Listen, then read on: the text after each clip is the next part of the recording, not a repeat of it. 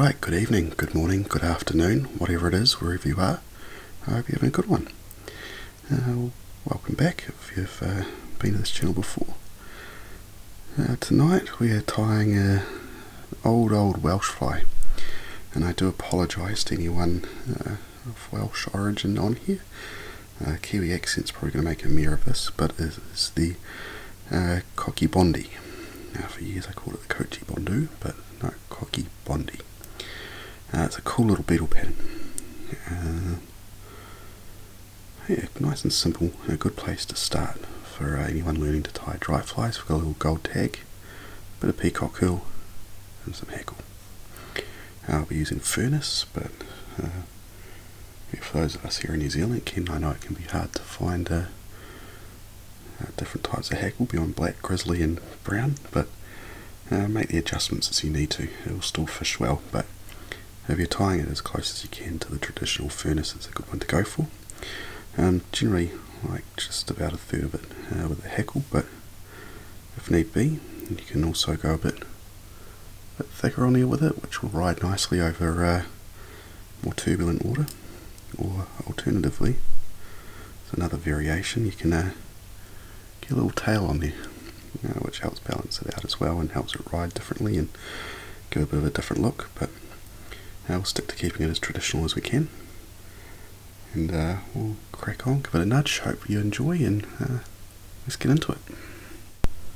Alright, to begin with, we want to get our thread base on there, and I am going to be using the Simplify Nano Silk again, 18 aught or 30 denier. You just want to get that started, build up your base, and it gives you something to build on. Nothing overly complicated, and just keep that tag end pulled out to about 45 degrees, which will give you some nice touch and wraps. And you want to go into it just before it starts going into the bend of your hook, and we can move into the gold tag. Right, for the gold tag I'm using flat tinsel from Simplify. I really like the depth of the colour on this one, sort of a darker gold. It's got little black flecks in it as well. It's the gold and black flat tinsel in 0.4mm. And you just want to tie that in again. You've stopped your thread just before it starts going into the bend of the hook. And just lay that across it, pull it back a bit, and get it secured in there.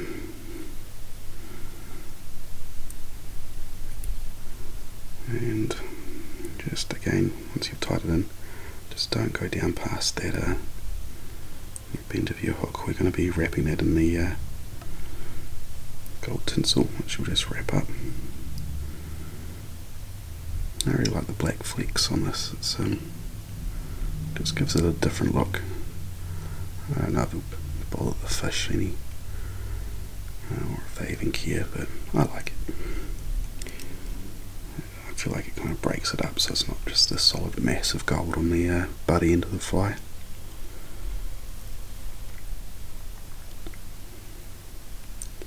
You just bring it down in and around the bend of the hook.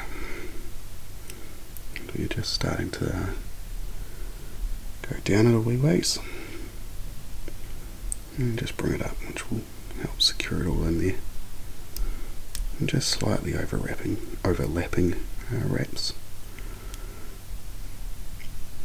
Just got a bit of volume, I guess, by doing the two layers. Just makes it a bit fatter. Cool.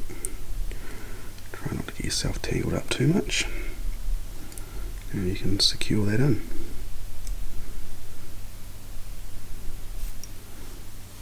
It just gives it that nice little hot spot or eye-catching bit of flash on the back of it.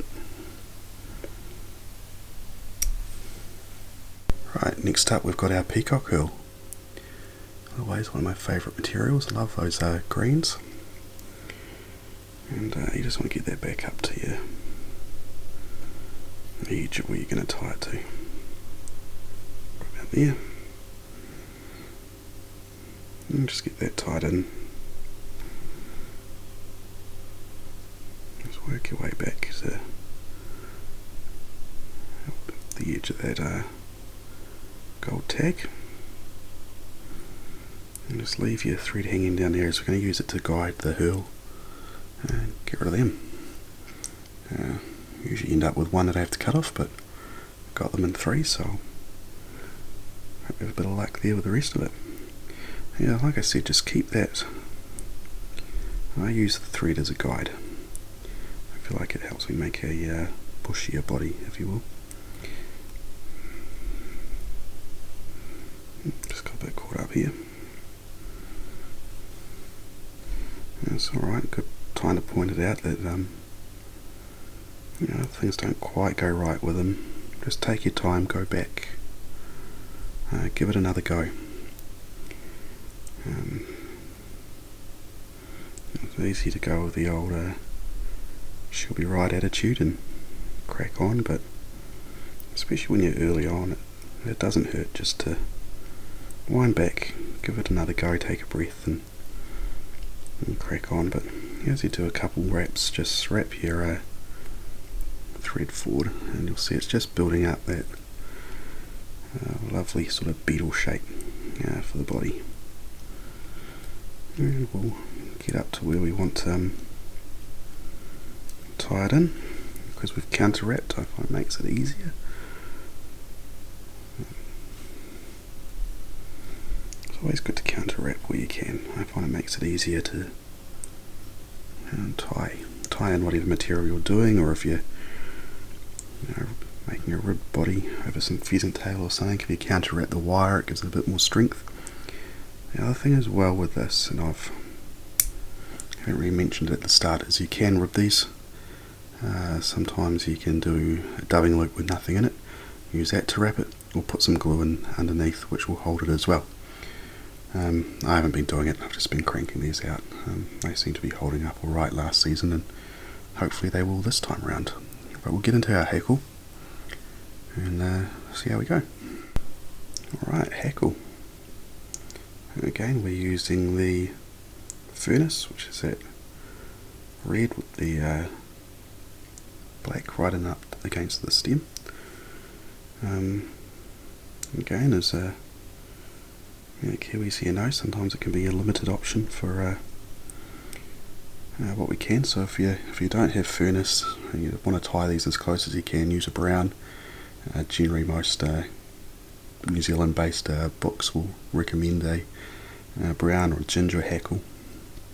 That being said, if you just wanting to tie up this pattern for something general, just by all means use a grizzly or a black. It's not, it's not going to be a traditional Coch Bonddu, but if it works and helps you catch fish, have at it. You want to tie this in as close as you can get it to the hurl body. Just my thread's flattening out a bit there, so we'll just give it a couple wraps. Just try to make it as smooth as we can, just to in there. Then take that hackle, and we're just going to tie it in just to that first little fibre. Is at the tie-in point.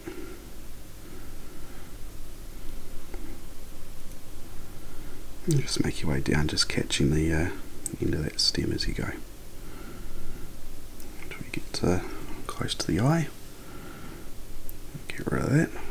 Now I won't pretend I am the best at doing this, and the way I do these videos, I'm faces up quite a bit higher than what it normally is, so I can't quite eyeball it the same way as I normally do. I apologise if we slip out of focus, but you just start wrapping that around.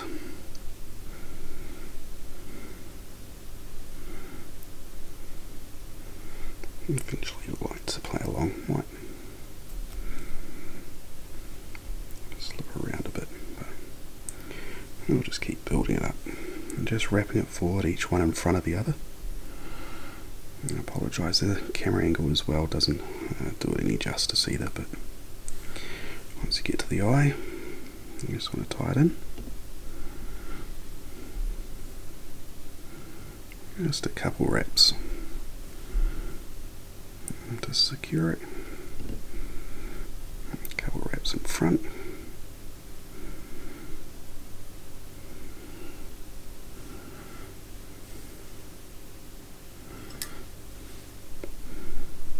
And snip her away. Because we've gone with the full hackle and we haven't stripped off half of it, you're going to have a few bits flying away, and if need be to get it looking a bit tidier, you can snip away some of those little errant fibres. There'll usually be one underneath and a couple over the top, but again, don't stress too much. The fish is still going to eat it. Just got a couple get away from me under there, but it's all good. We'll give it a little whip finish. You'll be all done. Again, it's a very simple fly. I do appreciate it doesn't look the prettiest from at the moment, but it's a great place to start. Once you get the whip finish in there, trim it off and they're away laughing. Here we go. The Coch Bonddu. A great little beetle pattern, a very old pattern, but a handy one all the same. Not much to it. You got that gold tag, peacock herl, and your hackle. Play around with it, have some fun. It's a great one fished along. Personally, I like fishing it along little grass overhangs, or banks where beetles and all sorts of other bugs and creepy crawlies can fall in. I find here, at least in New Zealand, it's just a good general pattern. I think it's taken for a whole range of different critters. But give it a go. I hope you've enjoyed. As always, if you are of the inclination to post on social media, by all means tag me. I'd love to see how your efforts go. But all the same, regardless, happy tying. I hope you've had fun, and we'll see you next time. Cheers.